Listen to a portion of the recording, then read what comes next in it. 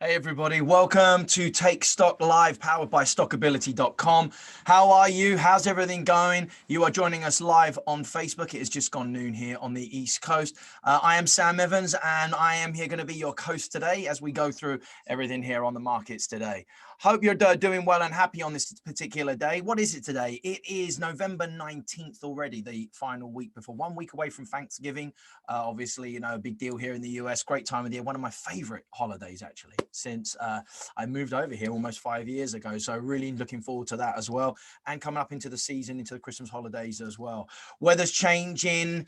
We still have our president-elect making changes, making plans and so on. We have our current president still unlikely to concede anytime soon as well. What is dominating the headlines today, though, more importantly, because while all that's going on, what is the major topics right now in the markets? Kind of the same as always. We had some great news yesterday with Boeing just basically getting the 737 MAX out, which really helped boost those shares up. And, markets are a little bit off of the highs on BA from there. But we have had a weird time in the markets. Just got my charts up right now, looking at the broad kind of market spectrum on here. And we've had 3 down days so far on the Dow Jones as well. Kind of a mixed bag on that. Russell has been holding up a little bit more strong. We had a down day yesterday, but again, still teasing the highs. Really important point of 1800 is kind of the new benchmark precedent set on the Russell, while 30,000 on the Dow Jones as well. Right now, Dow Jones down 114 points on the day at the moment. QQQ's Nasdaq down $1.50 at 291.60 on this. S&P 500 just flirting around kind of its opening price at 35.60 right now as well. What's driving this? Pretty much the same story that we've seen on here as well. We had a good pop in the market. Good news coming from AstraZeneca. Vaccine safe according to trial data. Now also from what we've seen from Pfizer, that their clinical trials and the effectiveness of their vaccine for COVID-19 is up to 95%. People hopeful right now. In the midst, however, of COVID-19 deaths in the US exceeding 250,000 deaths so far as well. New York City schools back on full remote learning. Here in Pennsylvania, they've just shut down Pittsburgh, local counties as well.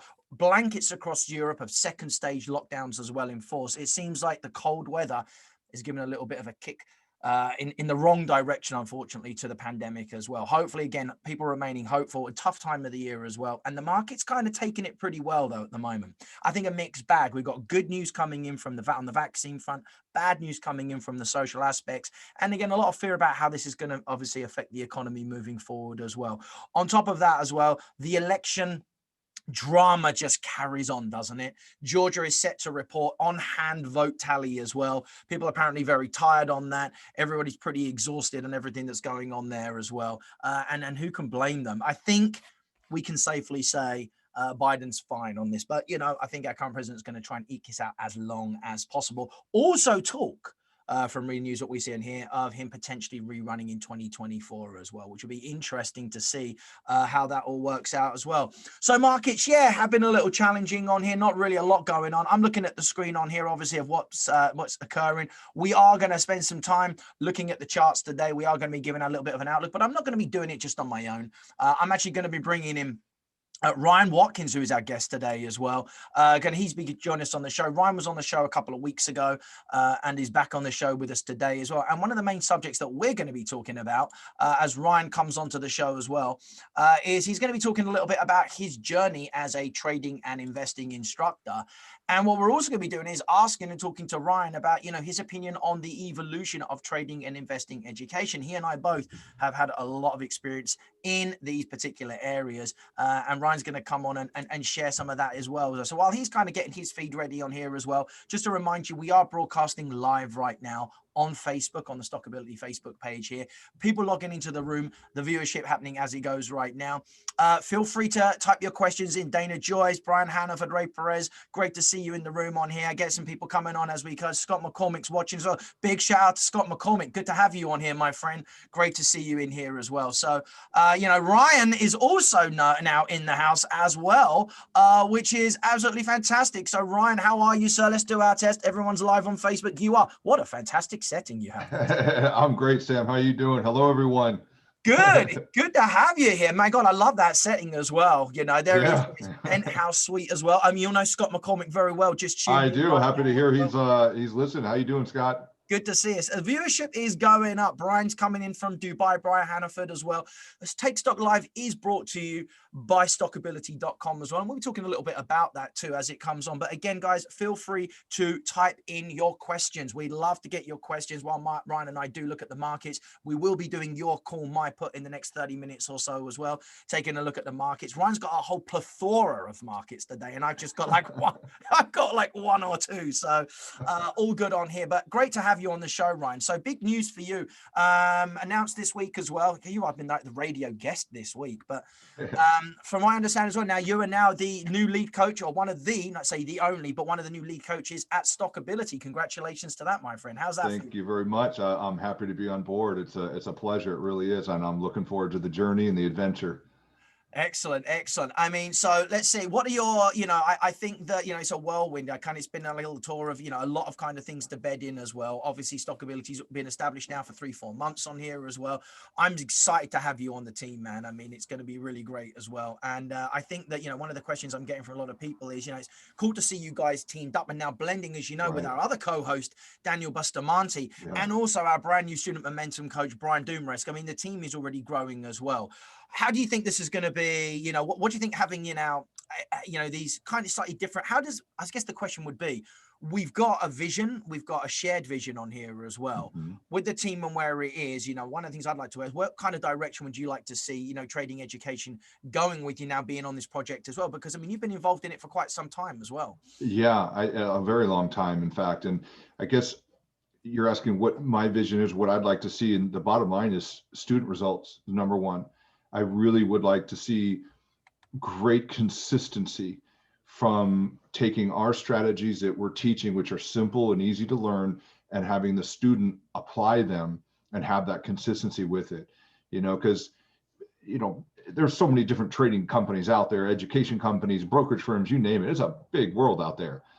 And I think if Stockability, which I do believe we will get this, and we already are seeing evidence of that, in fact, and I know we're going to have some guests on next week that'll prove that they are getting that consistent results. And I think that's so important to really stand out from the crowd to get those kind of results from our students. I think that, on the other side of that too, and both of us have been in the education, industry for a while. And again, I don't want to just make this show all about, just one thing, because a lot of people, looking at this show are, maybe they're experienced in the market. I've been getting a lot of people who are coming into this saying, hey, I've never really traded before, but it's piquing my interest as well. I think one of the things is, is it possible to have the perfect education environment? I mean, you can look at you can join trade rooms, you can join chat rooms, you could have potentially one-on-one mentorship. There's classes, there's on-demand learning. I mean, personally, I have seen a huge evolution over the last, and I've been teaching now for, I'm going to say 13, 14 years, I've seen this massive evolution in education over the last, decade alone as well. Trading platforms coming out, automation and so on. Is there one thing you found it makes the biggest difference? Is it a combination of things? I mean, do you have to have a multi-pronged attack to create an overall education experience?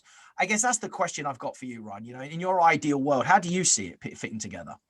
It's a great question, and I've been through many different types of learning as from the student's perspective, starting back in 1999 when I first really started to go the education route and learn as a student on the student side of it. And so I've been through a lot, and I've seen what works and what doesn't work. And I will say, I don't know if there's a one perfect thing, because people have different needs and wants, and they're different life scenarios. Some people want to day trade, some people don't, some people want to invest. And so there's a big spectrum here, but I would say just in general, you absolutely need two things for sure. Number one, an education to give you that starting foundation of here's what I need to know to become a trader or investor. So that part has to be there. And then the next part is some form of mentorship, whether it's a one-on-one or small group mentoring or something of that nature, where you can learn from someone, the good and the bad, the mistakes plus the successes, and learn from that, but learn it from someone who's already been through the gauntlet of obstacles, because I mean, just take, not just trading, just take anything. Sports is a big thing, or maybe you want to be a medical doctor, and you would, get your education first and team up with someone who's already been there and done that, and to learn from them, the ins and outs, the the things to fast forward through your learning curve. And it's just much easier with that mentorship type of role.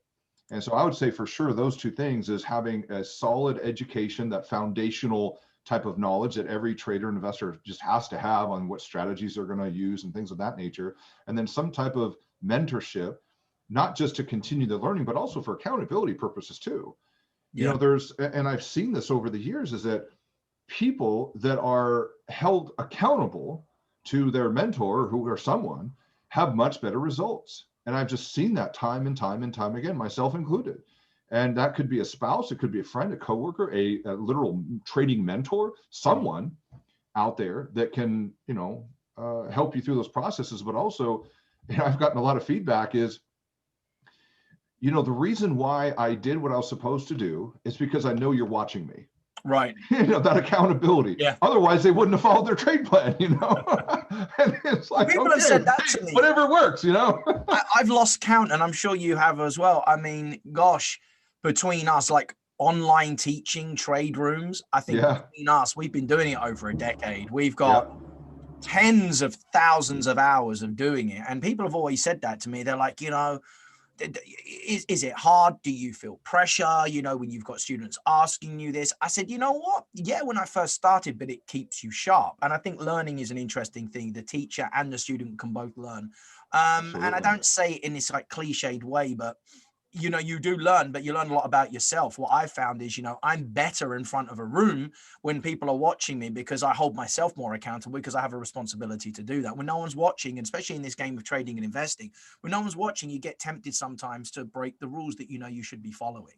And I like what you said as well about, mentoring one-on-one or groups. One of the things I know we've discussed over the last few weeks is this concept of having teams, of working with a mentor and a small group who can then hold each other accountable as well. You've had some experience in that, I understand, recently. How's that been working out for you? Very well. Yes, I have. And in many areas of life too, not just in trading, but specifically for trading here, results in that, yes, this helps me, the instructor / mentor, be more accountable to my students, because I need to make sure that I'm prepared for them. I'm checking their work and things like that, and giving them the advice and constructive criticism when that's needed.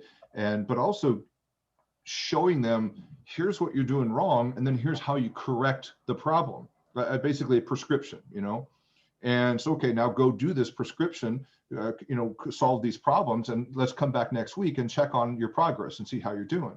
And they'll do that because they know there's an accountability system built in place, not just from me, the mentor, but the other group members too. I mean, you should see this. It's like this group, they don't want to let each other down. Right. And so they're doing the work, and they're really pushing hard for excellence, and they're very, very committed. And I don't know, maybe you call it peer pressure or accountability, whatever you want to call it, but it's working. It's working really well. It's interesting you say that as well, because, you hear so many times in the trading and investing world that the losers pay the winners. And you hear a lot of this dynamic about the 5% and the 95, and the people who know what they're doing make the money off the people who don't. And it almost, I actually, look, this is our radio show. We can say what we want here. I kind of don't like that. Now, don't get me wrong. I'm not dispelling the whole 95-5 methodology. I mean, look, if you look at people in the world, I mean, it's just facts. I mean, UNICEF, I'm a big believer in the work that they do around the world, talk about this. They say how 95% of the world's wealth is held by 5% of the world's population. That's always been the way. There's always been hierarchies. But I think people take it, to this elitism sometimes, and then they get into this thing if they want to, all for themselves. And then, when you hear about that, a lot of people who invest and trade consistently don't make very good gains, because it is a tough business without the right leadership. I guess where I'm going with this, though, is, do you then find, though, that people sometimes come out of this thing, they're very covetous and like, I don't want to share what I know because, I don't want other people getting it. I've seen that, but I've seen, which is also, and I'm happy to report, I've seen in more cases, is where I've had groups of students who I've started to have success, and they're like, actually, I do want to share out and help other people. I guess the question is, have you found that too? Have you found that when somebody else has successes, they forget about that competitive nature of it? And then there is enough for everybody because the market's just getting bigger and bigger every day, and, for me, I've actually found people have bonded over that rather than going that separate, because that's one of the parts of this business I don't like, Ryan, this whole thing. I don't want to share anything. I don't want to talk about it, because you can have the greatest strategy in the world. It doesn't work 100% of the time. What's your opinion on that, buddy? Right. I can absolutely agree with that, not only, but prove that that's true, because I have given my own personal trade plans to people, and yet the people that follow it do start to see that success from it, and they understand it, and they're getting some consistency. But then there's people that just don't, or they change the rules and they make it their own. And so you, like you said, you could give someone a picture perfect strategy or method to trade, but it doesn't mean that they're going to follow it. And it, because a lot of people, and they've even told me, it's just like, yeah, it was really great, but I wanted to make it my own. And well, that's maybe their own pride speaking, or their own, I want to be in control, and I want to make it my own kind of thing, you know what I mean? And instead of just following something that works right from the start. And so there's that part of it. And the other part of your question is, do people share? And I think it depends on where the person's at in their life, I guess. I think if someone's got to a certain level where they're, like, hey, look, I've made it. I know what I'm doing. I'm okay with it. And I'm okay sharing this because I do want to help other people. And I do want other people to know, because it's been beneficial in my life. And I want other people to benefit from this too. So I think that, that comes from a heart issue, a willingness to share some things that could make other people successful as well. And like you said, there's plenty to go around. There really is. There's different markets and different time frames and different, look how many stocks there are.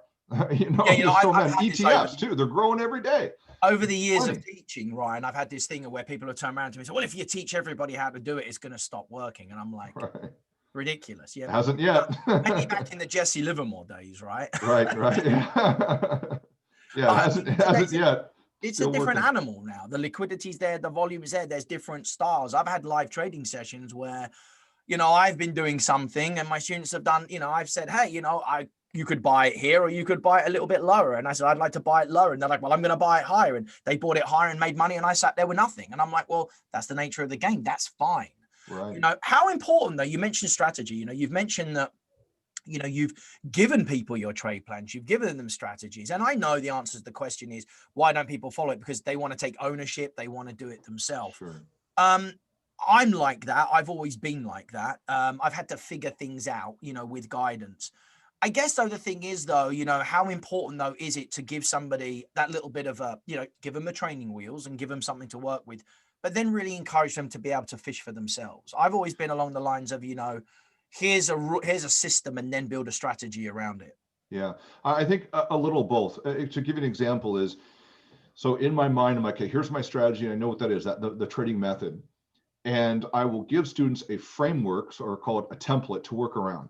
And they have to fill in the blanks on that, and I want them to do it themselves so that they learn. Because if I just, and I've learned this myself, if I just give someone something, my method for free, they don't appreciate it as much. There's no skin in the game, so to speak, no hard work involved. Those people who want to get rich quick, right? So they want the quick, easy fix, and those careers don't last. They don't at all. That mindset in trading doesn't last either. Right. And so what I found is that the people where I do give the template, and they kind of really, more lack of a better term, I guess, really fill in the blanks of this thing, and I give them direction on that. Those are the ones that really start to succeed quickly and consistently and more long-term, because they're putting the effort in to actually learn the method. And once you learn the method, you're like, hey, this is great. I can now go apply this to other markets or other time frames too. So it just comes down to if the person's willing to put in the work and the effort, good things come from that. That's just life, I guess, so isn't it?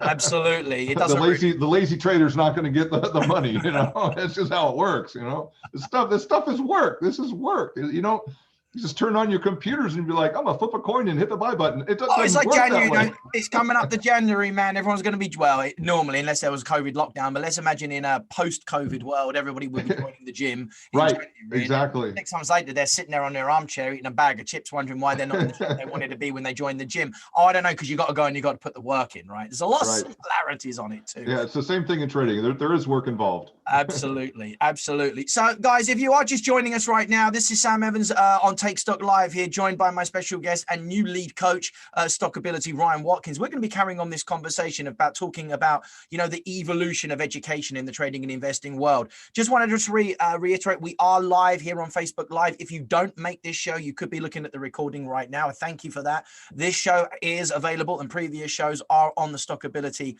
Facebook page. Also, you can see this recording also on and other recordings of our shows on our YouTube channel as well. We'll be here every Thursday, noon Eastern time, 5 p.m. UK time, 6 p.m. Central Europe. The great thing about being live is we have got viewers coming in the room right now as well. Scott McCormick, Mohammed Noor. Mohammed, can't wait for the Stockability experience. He's just working with the team as well. Can't wait to work with you as well. Good. Scott McCormick, you and I both know Scott. We must be able to get him on the show at some point. Yeah, that'd be great. Smart guy. I love this conversation. Institutional money primarily uses the same general style. Over the long run, it still works. Keep up the great work, hearing great things from your students. Take care. Good to hear from you. Scott, extensive background back in the day with Charles Schwab as well. And again, it said those guys do the same thing over and over again, repetition, and they have multiple traders on the desks as well. They'll have, multiple traders doing things, but there's the same philosophy as well. And again, I think it's about understanding that, we have to have that level of consistency, right, Ryan? So yeah, I would say it is have an edge and let it play out consistently over and over and over and over again. Just like what Scott was saying, they have a system, they follow the system, and they're in it for the long run.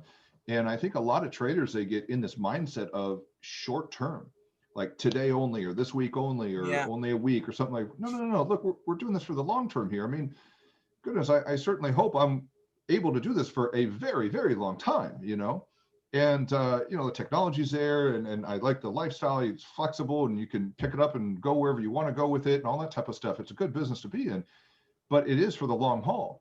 If I have a bad day, I lose money, I don't freak out and be like, oh no, that's it, my business is over. No, it's one little down day, it's like, calm down, and this is going for the long haul here. As long as we keep it a little down day, we right, don't let it turn into a big down day. Exactly. I hear the words, consistency. And I think there also has to be consistency, in education as well. Let's go back to because obviously timing, it just flies when we're talking about this, but let's talk about how, what was the education? I'd like to do is two things here. I'd love to talk about what the education path was that you went on yourself, because, you don't come from this background of being born into it like myself as well. What did your education journey look like first? And then I'd love to talk about, what, you see as the evolution now of trading and investing education and what you're trying to achieve at Stockability. So, firstly, where did you start out, Ryan? So I started really kind of trying to figure this out myself in the very beginning. I invested in Dell Computers in 1993, and I went straight up with all the other tech companies and thought, wow, this is amazing. I want to do this for a living. And so I sought out places that, learn how to trade. And I went to a conference. It was in Ontario, California. That's Southern California. And it was basically this big expo or conference of traders. And they had, booths of brokerage firms, educational companies, professional traders, you name it. Just the whole building was full of them. And I remember I says, all right, look, I'm a young kid at the time in my late teens, early 20s, and didn't have a whole lot of money. And the money I had was invested in the markets, but I had some money. I said, I only have enough money to sign up with one of these education firms. And so I'm standing right in the middle, and I see to my left, there's a company called Pristine, and they're a trading education company. And I liked what they did. And to my right, there's a company called Online Trading Academy. And they're both kind of like the big dogs of the industry there of trading education. And I just thought, okay, I got both of them here. They're about the same price. Who do I go with? And I'm standing right in the middle. I look at Pristine, I look at Online Trading Academy, and get this, Sam, I went with Online Trading Academy because their booth was cooler than Pristine's. So that's how I made my education choice right there. I'm not surprised. They had a cool booth. So you are saying you did judge a book by its cover. That's I guess you could say I did, didn't I? I mean, it was great. They had monitors and the computers. I'm like, wow, that looks so cool. I'm going to do that. So I signed up and I took their course. It was called Pro Trader. Yeah. And it was a month-long class. It was a 30-day class. And we were in there Monday through Friday. And, we started early in the morning. 30-day class. 30-day class. Yeah. Wow. Yeah. And that was January of 1999. Wow. So I took that, and my dad and I took that class together, actually. And apparently I talked him into trading too. So we signed up together, took the class together, and it was a great class. We had a great time, and met a lot of people from there, and had a great experience. But it's come a long way. You know, back then it was, you sit in a classroom environment like a normal, you know, physical classroom. There was a PowerPoint projector, and the instructor, you know, read slides off of, or, you know, taught us from the slide deck there, as well as teaching while he would trade himself too. So that was good to get that type of hands-on application, watch the master trader do it kind of thing. And so that was nice. And then, you know, we take quizzes and stuff like that. So kind of more of a traditional way of learning, I would say. But you only got so much. After that, I went and joined, they had a trading floor right adjacent to the classroom there. And that's where the real learning took place. Right. You know, the classroom was the head knowledge, which every trader needs to have. You got to have those, like I was saying earlier, you got to have those basics down of what to do and how to do it, some definitions of, you know, certain ways of doing things. But then you start trading, and that's where the real learning takes place, because it's hands-on. You're learning by doing. And, you know, look, I tell you, if you're here in a classroom, keep your losses small. Logically, you're like, yeah, that makes sense. No big deal. But when you do it live in the moment and you're down thousands and thousands and thousands of dollars in minutes, you're like, it wakes well, up. it's not a small loss. I know what the instructor means when he said keep your losses small. So things like that have more effect than a classroom, you know, instructor telling you keep your losses small, is by actually living it. And you learn why it's so important to keep those losses small, you know, and having risk management practices in place and actually doing them, things like that. So I would say that, you know, my learning progression really was multiple sources and multiple ways of learning, not just one learning. It started in the classroom, evolved in the actual trading floor. And then I started getting more classroom experience. I actually did go back to Pristine, take a class with them, and had a great experience with that too. It was different, but also a good experience though. And then some other classes, a lot of books, read a ton of books. Internet, you know, wasn't at like what it is today, but there were some resources online, you know, Yahoo and web crawler and stuff like that back in the day. But I'll tell you, Sam, the best learning experience I ever had, the best advice I ever got, I should say, was from my dad. He says, Ryan, you should write a book on trading. Yeah. I said, have you seen my spelling? I'm not writing any books here, you know?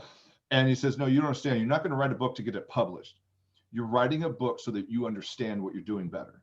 I said, oh, that makes sense. That's pretty cool. And I actually started doing that, and I did it. So I had all these chapters. I got manila folders with all kinds of stuff put in there, and all sorts of probably had over 100 different topics spread out all over the floor and on my bed and on my desk. And my bedroom was just full of these papers and stacks of files of this type of stuff and learning. And I really started digging for the depth of knowledge as well as the breadth of knowledge. So both, you know.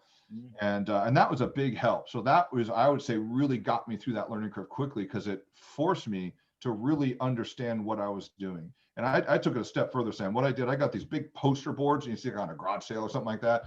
And I'd start drawing chart patterns on there, you know, like, you know, whatever, all kinds of chart patterns, breakout patterns, like ascending triangles, head and shoulders, you know, uptrends, downtrends, you name it.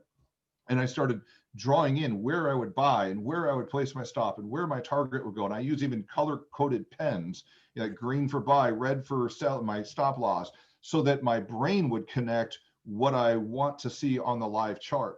Right. So now that I understood it from a logical standpoint and drawing it out and all that stuff, when it would happen live, real time, in the moment on the chart, I'm like, aha, that's such and such pattern. I know what to do. My entry is here, my stop is here, my target is here. And it just made learning so much easier that way.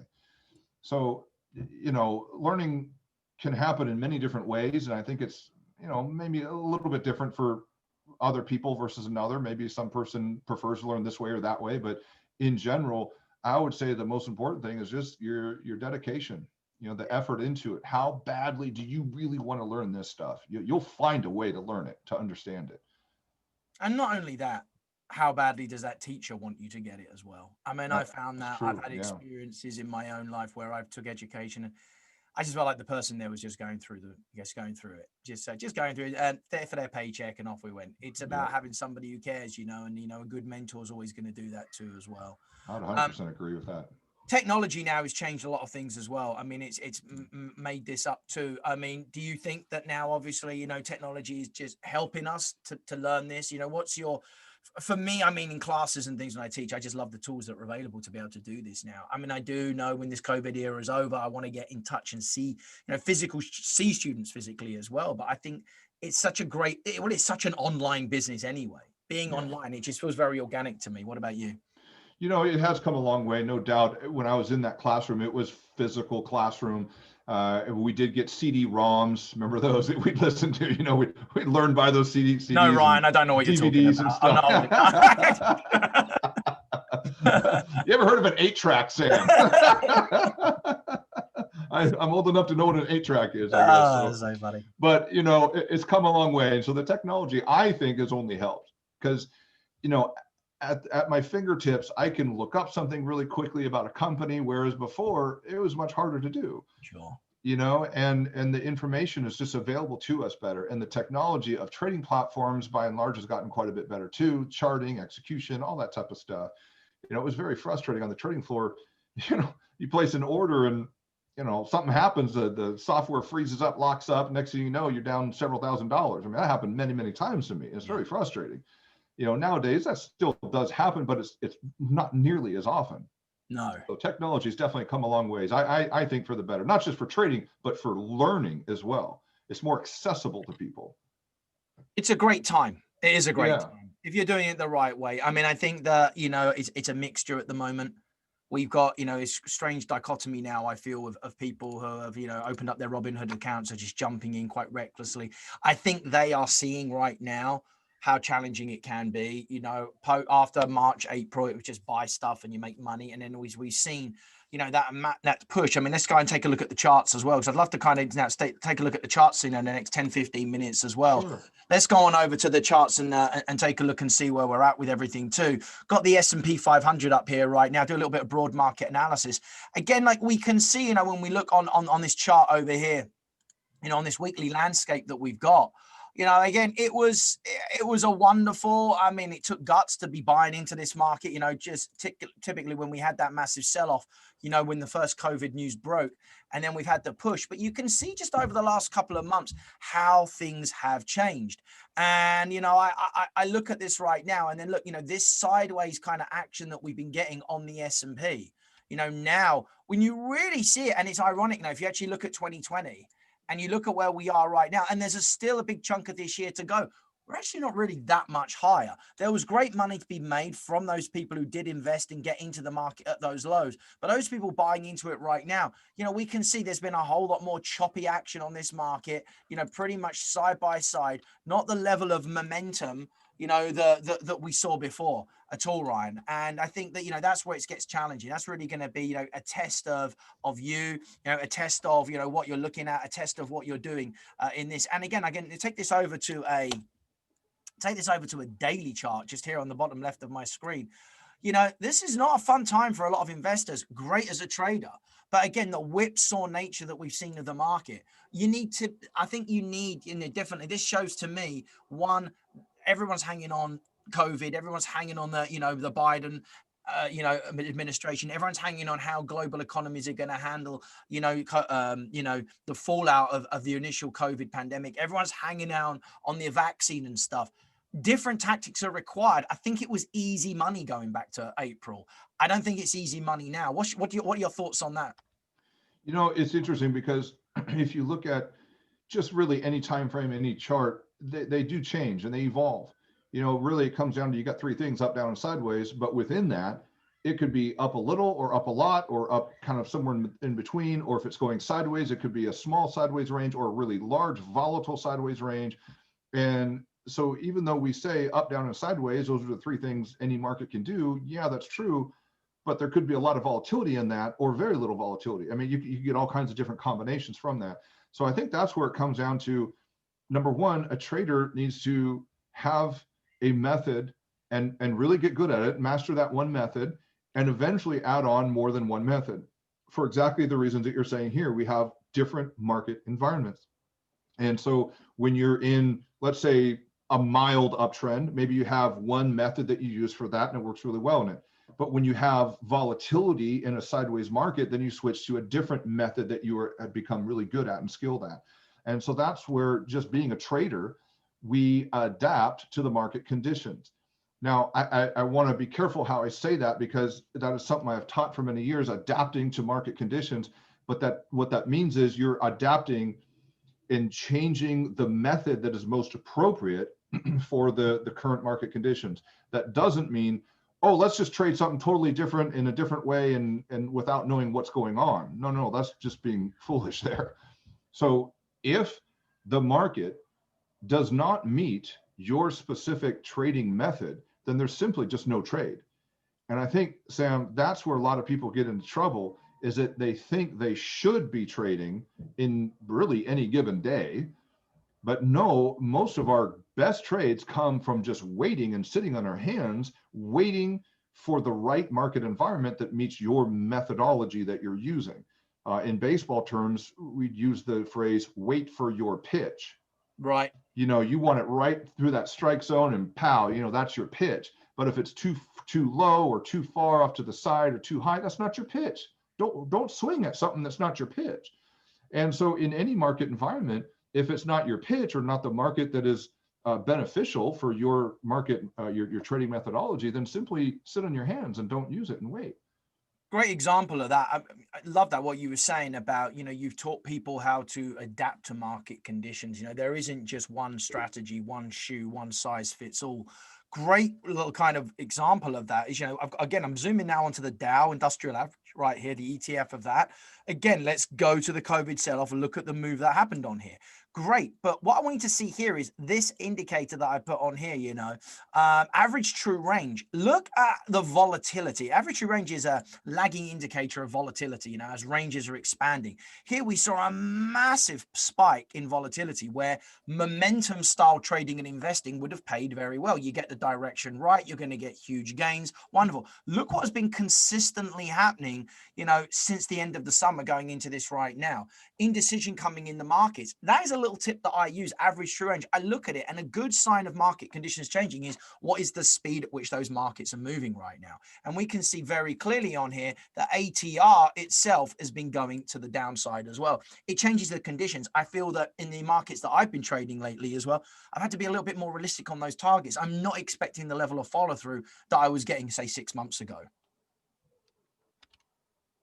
What are your thoughts on that?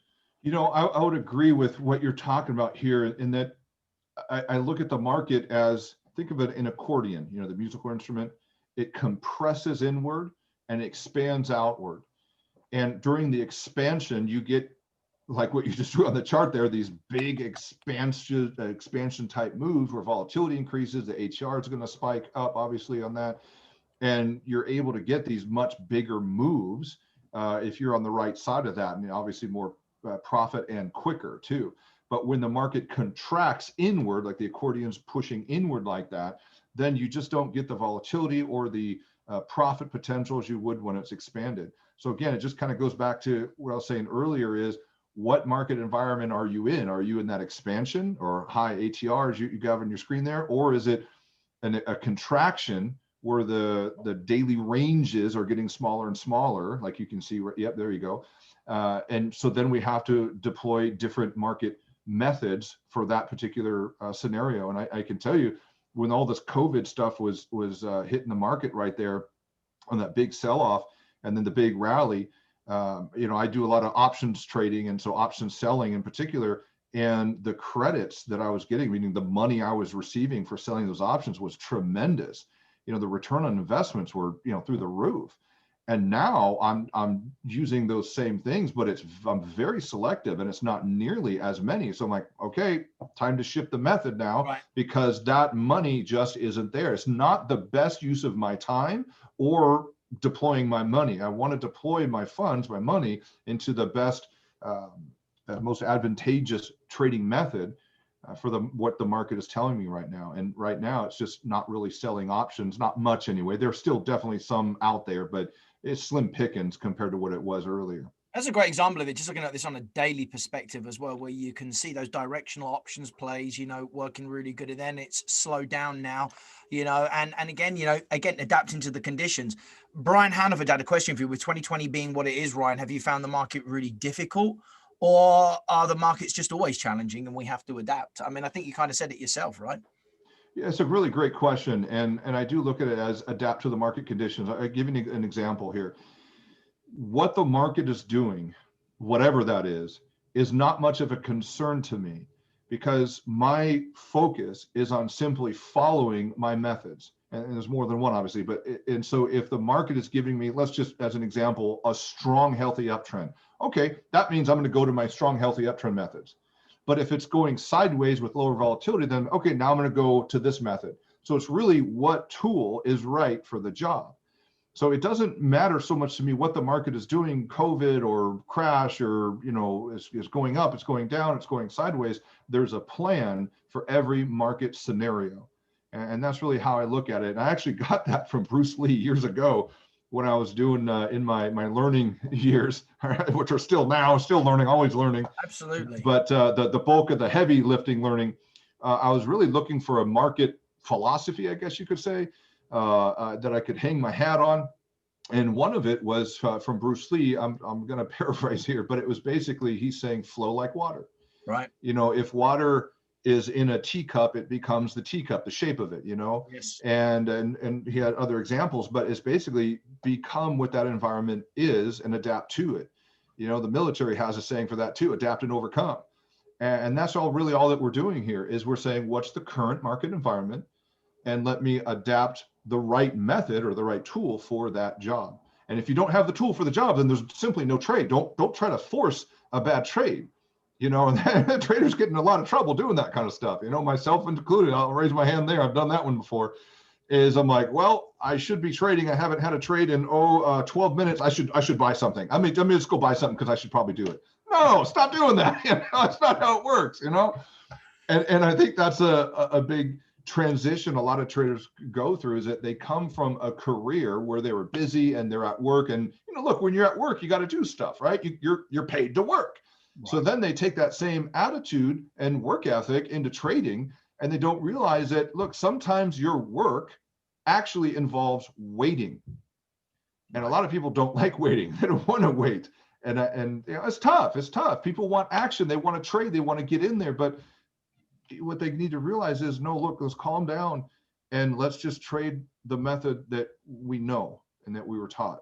Yeah. Just get good at that one or two methods, and then grow from there. And then you can maybe add a few more methods after that. But, let's just focus on getting good at one or two trading methods first and not overwhelm the brain. Yeah, exactly.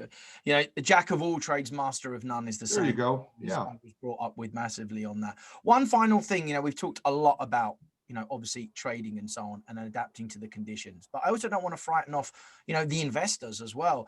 Investing does, do we still as investors have to adapt as well, because as and we've talked a lot about this over the years, that the mantra for the last 50 plus years is buy and hold. And the markets are always going up in the long run, but that doesn't mean you're always making a profit and being efficient with your capital and achieving the best rate of return. So again, I don't want to scare the investor off, but the investor can make monthly or quarterly changes as well to adapt to market conditions, right, Ryan? Absolutely. And this is something I've spent years now researching, learning, and employing, methods of how do we tie in what I've learned in trading to now let's look at it more from an investment perspective. I give you a good example. My aunt, she's in like a nursing home facility, and I'm managing her estate and everything, which means I have to invest her assets. And she told me of this years ago, so I started preparing for that. I said, okay, well, I'm not going to day trade, my aunt's, retirement fund and stuff like that. That's not appropriate. So let me look into investing. And so I spent years studying the greatest investment minds in the world, and read all their books and research, and then started doing it myself, and did a ton of algorithms and all kinds of back tests. And I mean, you name it, just years and years on this, and basically came up with of just a few asset allocations that will, number one, outperform the S&P, which is kind of everyone's benchmark. Does it outperform the S&P? You know, that's what a lot of people like to use. So yeah, it'll outperform that, but more importantly, it does what the client or investor is looking for.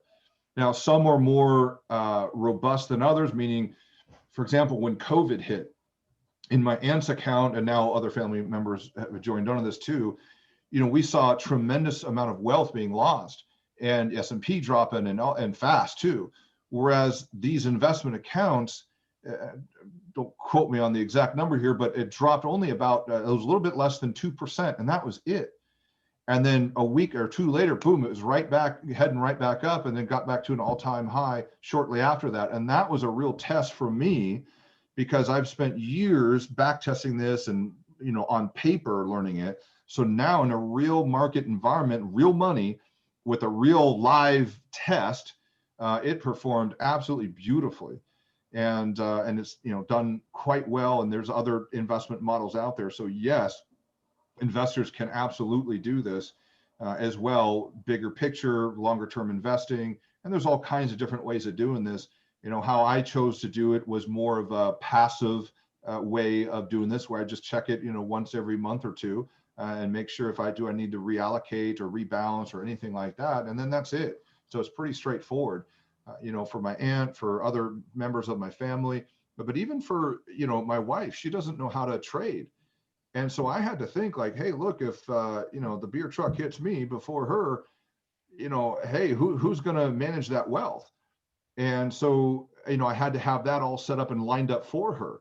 And so I did all that, and, you know, we're all squared away on that. And I just say, hey, look, you know, when I go, here's the money. It'll last you the rest of your life, as well as the children, as long as you do these things. You know, that's a beautiful thing. Yeah, and that's you know, was a real life conversation that we had to have.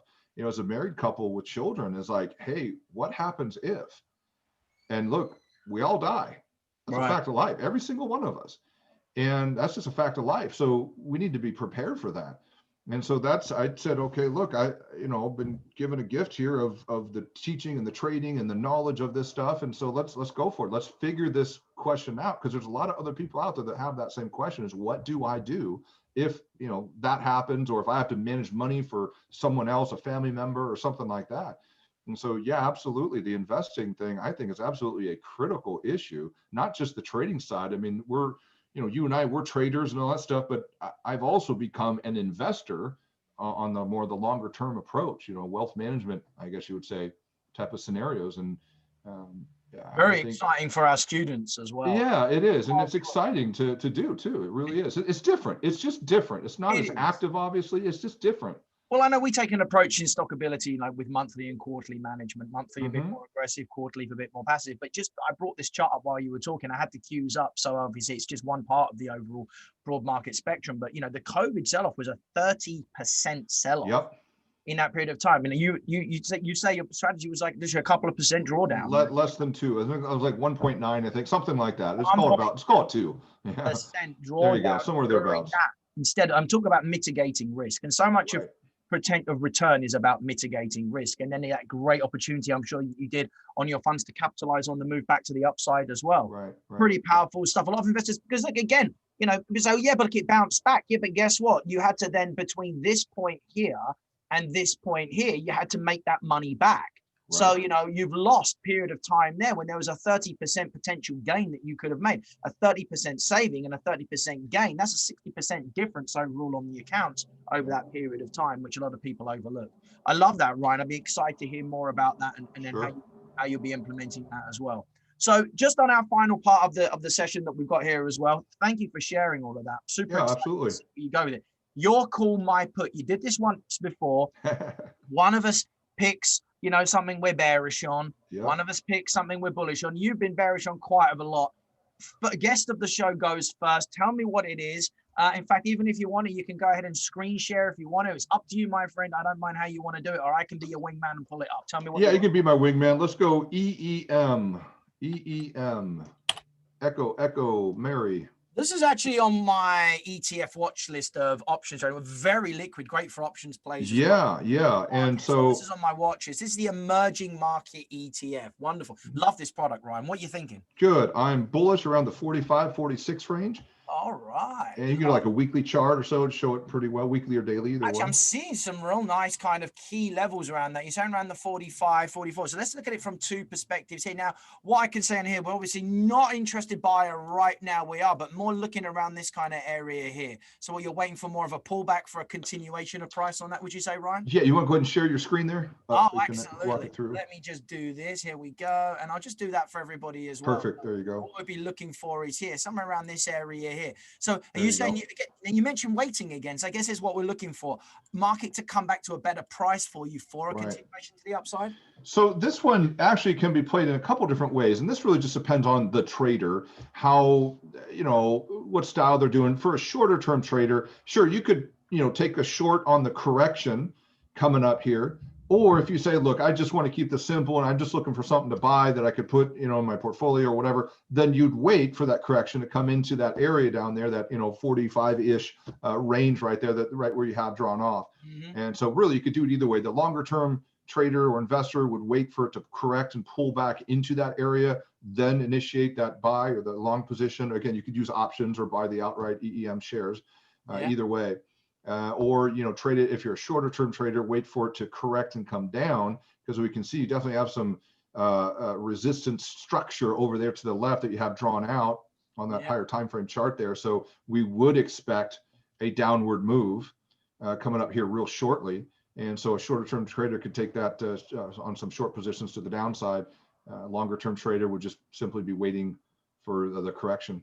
I love that. And I can see also on those shorter term charts as well, some nice unfilled gaps here, some big price imbalances that could be good. But so again, that's again what we're talking about. The investor sitting on their hands, waiting and being patient. Then maybe the shorter term trader looking to try and capitalize on some of that move before we get a move to the upside on that. Exactly.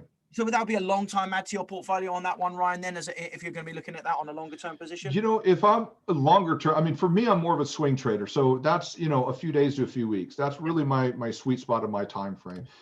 For investing, it's more like, hey, this is going to be an actual allocation that's going to go into something that's going to hold for a long, long time with some timely rebalances and things like that. That's a whole different story. I wouldn't use that for this because that's a different thing.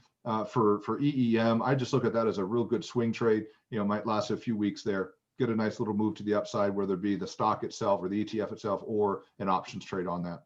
Beautiful, beautiful. I love those options plays as well, Ryan. Gives you a lot they're great. more. I call them sloppy entries. I got to think. I gotta think. That's a good way of saying that. I like that. I gotta think of better terminology. People look at me a little bit like, but it is. You can be a little bit looser on the entry. It's nice. A casual entrance. A casual entry. And just walk in. Come on, put your feet up, make yourself at home. I like that. I do like that with options. I've been a big fan of that for quite some time, now. And again, taking a lot more intraday opportunities and moving them into longer term plays with options as well. I really like that. I'll add that on my watch list. That is one of the ETFs that actually stays on my ongoing watch list of about 50. Good. It's a good one. I like the, I like the global Morgan Stanley index as well, which is a nice one on there. But maybe we'll have a discussion about that in further sessions as well. For me, I'm going to mix things up a little bit. We talked about diversity. There's been some wonderful opportunities in the world of currencies as well. Currencies of late have been a slower burner. Lots of activities. Some of the viewers will know. When many times I'll talk about the dollar index and so on. Finally, I've had some bullish plays. We've had some. I still see. On the dollar, we've had some key areas here that held up, and I haven't updated this for a while, but since we started this show, some key rallies in here. We hit a beautiful area at 94.50, which was a great selling opportunity on the dollar. So I went from being bullish on the dollar back to bearish on the dollar. Gotta say, based on where we are right now in this particular market, and I'm doing the bear, so it's all good. I'm doing the down plays on this. I wouldn't be aggressively selling the dollar right now. I can say that right now. One of my things that'd be concerned to me is still a massive area where we could get a good push on this. But I see a little bit of room for more downside on the dollar as we speak. This is the area that I'm really waiting for, Ryan, on the dollar. This lower zone, this lower I call this a wholesale pricing zone. Okay, major area of accumulation on that. That I think is going to be a major test for the dollar to the upside. I really do. Absolutely. Again, I would agree. Yeah. not there now. 90 is a big round number. But that for me is the place I've been looking for. And it's been having some short-term bounces. The fact it's been getting some bounces before it's even got there, to me, shows there's definitely interest in the dollar in that respect. But I still see a little bit short-term downside at the moment, a little bit like EEM, which leads me to one market that's been, a very active market on my watch list, and one I've been actively trading in the trading room with the students, is the dollar yen. The dollar yen, literally over the last, I'm going to say 3 months, all that's been given us is beautiful selling opportunities. This is one actually triggered last week on the show. We had a couple of the viewers of the show saying, hey, I'm in that trade from 105.50. They comfortably hit their first target at 104.50, about to get to the next target at 103.50. And I see a little bit more downside on this thing. I really, really do.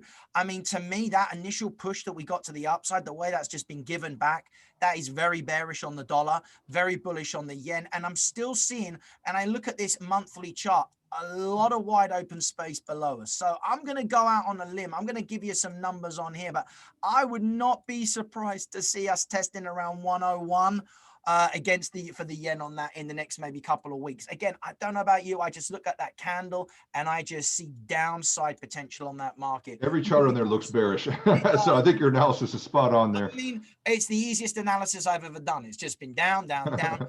Beautiful trend trades. It's given multiple opportunities. Who needs to be a hero? I'm still bearish on the dollar right now as we speak, but I will get back to being bullish on it when it does push down a little bit lower. But again, it's a tell that as well. Money's flowing back into the yen from a fundamental perspective, Ryan. You know this better than anybody. That does give us a little smoke signal that there's a little bit of insecurity in the markets right now. The yen always does bolster and does always see that flight to quality as the risk on, risk off appetite goes in. When money's flow back into the Japanese yen, it's always been that. So it's kind of given us a similar outlook of what we're seeing on the broad markets right now as well. So that would be my ones on there. Pretty cool, pretty useful. So again, I know we've got a busy week also coming up on here now. Love to talk about that before we get into the next part of this as well. So Cyber Monday's coming up as well. You're now one of the lead instructors at Stockability. A couple of special webinars, we're calling them Stockability Showcases, coming up. They're coming up next Tuesday, this coming Tuesday, and also coming up on Friday as well. Do you want to tell the guys while I bring up the website and show everybody a little bit about how they can register for that, Ryan, and what we're planning on doing there? Sure. So this will be a really great opportunity for people to learn more about what we're doing at Stockability. Ask some questions, get some feedback, and get some answers, and a little showcase too. A little call it kick the tires, a little test drive, and where you can see us teach different things that we are looking at ourselves. Both myself, Sam, and Daniel, our other lead instructor, lead coach, and you can register on our website right here, and which Sam's going to show you here in just a moment. And it'll be a great opportunity. And also, I think a lot of people would. Like this is Cyber Monday in the United States. I don't know if other countries have this or not, Sam, but they do now. They do now. Isn't the thing, like in the UK, we don't celebrate Thanksgiving, but heck, we make the most of Black Friday and Cyber Monday. So. There you go. So we got some really great pricing coming up on that. Of course, obviously, not only discounted, but there'll be some extra little goodies and perks in there too. That and that's one of the things, Sam, and I know you believe in this too, is that trading education should absolutely be affordable. Yes. And it doesn't need to be, a heavy burden on someone. It should be affordable. And there's no reason in this day and age with technology and all that stuff that it shouldn't be affordable. So, I know you're real happy to, get into this too, the announcement of, yes, we're going to have some really affordable choices for people here. It's awesome. It's awesome. If you are interested in checking out more about that, we have one webinar. Spaces are filling up quick on that. Tuesday, November 24th, 7 till 8 roughly, but I'm going to say probably go till about 8:30 on that, where you can register. We also have another one on Saturday, November 28th, 1 till 2:30 Eastern as well. Two of those dates going, one before and one after Thanksgiving. And again, this is really to unveil the team. We've got new student support. We are going to be talking about our strategies. A lot of the stuff that Ryan talked about. If you want to find out more about, that wealth allocation and changing and adapting. We are going to be going into some of our strategies, some of our methodology, some of our approaches with both Daniel Bustamante, our lead coach, and Ryan Watkins, our other lead coach on there. I'll be on there too doing a little bit. Brian Dumresk as well, our student momentum coach, and how he actually keeps the students in Stockability focused and on track. We'll also be bringing in a couple of Stockability existing students who are going to come in and share their experience about what they've done as well. Also, you know, we talked a lot about making this affordable. Very excited as a company, Stockability will be unveiling its new tuitions moving forward as well and how you can get involved. If you want to register for that, guys, easiest thing to do is literally go to our homepage on here. Got it right on the board for you here, stockability.com. Go to the homepage on their website and then scroll right down to the bottom and you will see this on here right now with the ability for you to actually just go onto the website there and be able to register for either Tuesday, November 24th or the Saturday, November 28th, and you'll get an automated email response about that as well. Hope to see you there. Thank you for sharing that. So Ryan, just as we're about to wrap up on the show on here, what have you got in plan for the rest of the day? I mean, you must be a busy man right now with everything that's going on with your own Stockability. What are you working on right now? Yeah, so quite a few things. It's working on education, primarily here, obviously my own trading as well, but working on, at the moment here, the income ability course that we have, and really making that as best as we possibly can. I think it's really the best way of describing that is the income ability course, which is teaching people how to create income through trading. And so my role in that is to make it as best as we possibly can. It's already solid, it's already good. But I'm saying, okay, what can we do to make it even better, to take it to the next level for our students? And I had a few questions about that as well. I mean, some of the people have been on the website and looking at it as well. There's some very cool things I know that you're working on implementing it with a beautiful blend as well, and some very unique systems in there as well that are also kind of not been taught anywhere else and shown as well. So we'll be talking a little bit more about that. I already know it's a great program. When you're in capable hands, I know you'll take it to a whole nother level as well. Yeah, it's solid. Fantastic. Well, Ryan Watkins, it's been awesome having you on the show. You'll be on here a lot more as well. Thank you for sharing your insights. A lot of people saying good luck to you, and thank you for everything you've done on the show as well so far. I know the students at Stockability super happy to get you involved on that as well. I'm going to let you go now, get on with your day as well. Thank you so much for being a guest on the show. All the blessings to you and your family over Thanksgiving as well. Enjoy that special time as well. Ladies and gentlemen, thank you so much. That was Ryan Watkins, lead coach with Daniel Bustamante at Stockability. Thank you for him for joining us on today's show as well. We were talking a little bit about education, the evolution of education, what makes good education as well. And I hope you found that interesting too. Some great little kind of setups he was looking at there on the EEM ETF too as well. He'll be joining us on the show again in a couple of weeks to go through some more as well. Thank you all for your questions as you've been coming in. Had a very active show. We've had friends joining us on the show, family, and Law. How are you, family there? And good to hear you. Much love to the family back in the UK. It's always good to see you on the show. Always a pleasure to have you here as well. Hope everybody's doing good. But I've been Sam Evans. This has been Stockability's Take Stock Live radio show.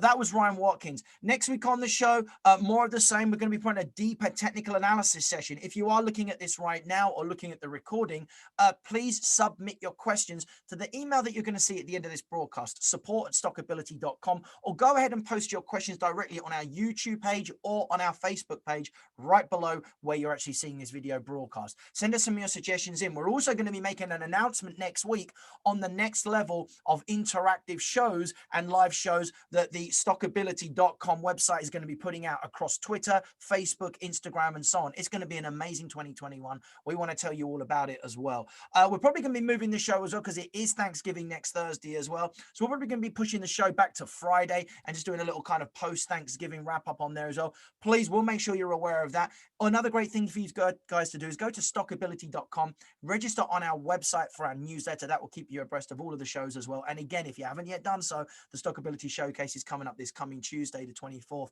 and Saturday, the 28th. Register for one of those. Come and see what Ryan and Dan and Brian and the team and the students at Stockability are going on about as well. We've got some great insights we'd love to share with you as well. And also some wonderful things we'd love to unveil to you moving forward. This has been Take Stock Live. I've been Sam Evans. Thank you so much for joining on here. There won't be a show next Thursday because of Thanksgiving, but there will be a post show coming out on Friday or Saturday, special edition as well. Have a great weekend. Stay safe out there as well. Try and quarantine as much as you can within reason. Let's get this thing under control as well. God bless everybody, your family, everybody worldwide. Stay well. Thank you so much. Have a great weekend.